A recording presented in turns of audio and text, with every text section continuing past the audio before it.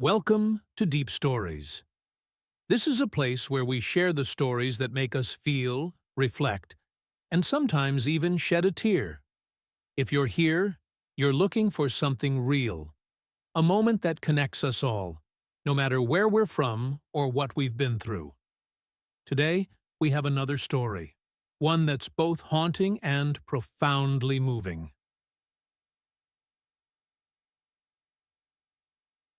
The day started out so well. Imagine the anticipation. Someone getting ready to enjoy a rare spring day in Minnesota with friends, finally escaping winter's chill. They'd just gotten their first smartphone, and they were looking forward to an afternoon of laughter and grilling outside. But then, in the middle of all that joy, a message came through. Come home immediately. It was from their parents. At first, they thought it was just an overreaction. Parents can do that sometimes, can't they? They texted back, "I'm out with friends. I'll come home when I can," and went back to the party, thinking that whatever it was, it could wait.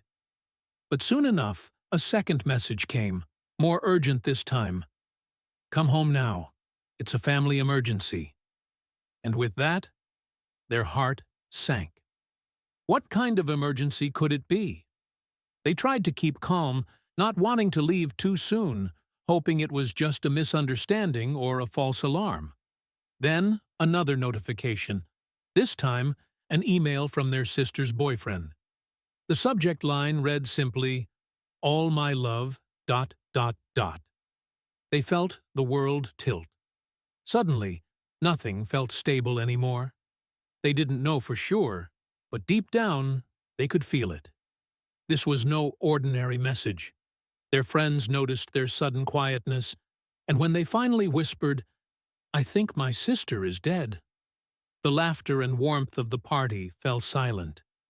It was like the life had drained out of the day. The drive home was excruciating. 40 minutes of not knowing, of fearing the worst.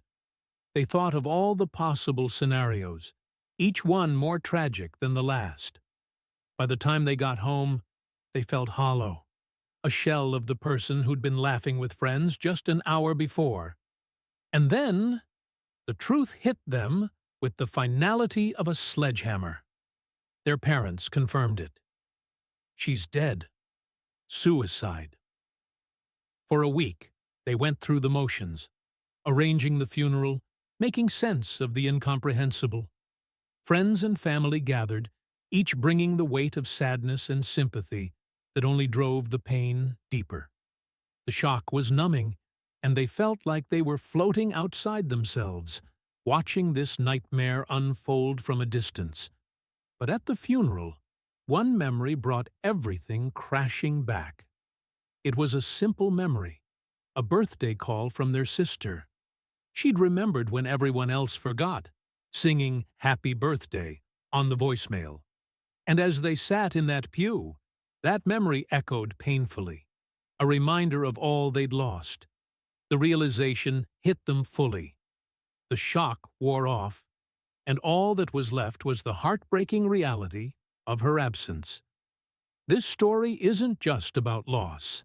It's about that bittersweet intersection where joy meets sorrow. The birthday call, once a happy memory, had become a reminder of the void she left behind. And that's the haunting truth of grief.